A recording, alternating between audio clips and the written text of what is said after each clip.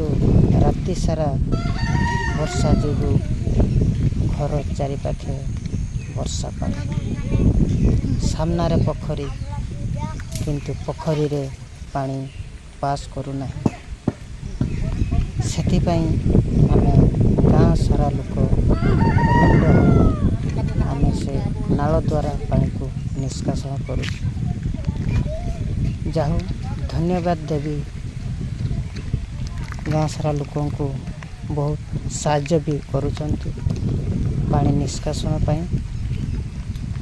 ଦେଖନ୍ତୁ ଭିଜୁଆଲ୍ ଗାଦି, କୁଟା ଗାଦି ପାଖାପାଖି ଚାରିପାଖେ ପାଣି, ଘର ଚାରିପାଖେ ପାଣି,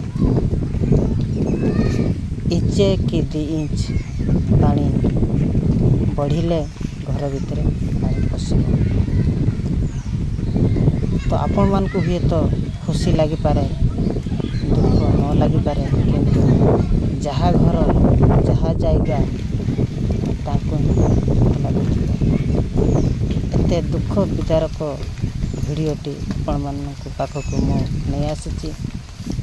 ଭିଡ଼ିଓଟିକୁ ପୁରା ଦେଖନ୍ତୁ, ମଝିରେ ସ୍କିପ୍ ନ କରି ଆପଣମାନେ ଭିଡ଼ିଓଟି ପୁରା ଦେଖିବା ପାଇଁ ଚେଷ୍ଟା କରିବେ।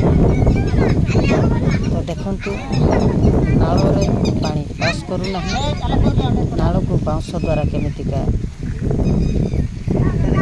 ସଫା କରାଯାଉଛି ଆପଣମାନେ ଏଇ ଭିଡ଼ିଓଟିକୁ ଦେଖନ୍ତୁ।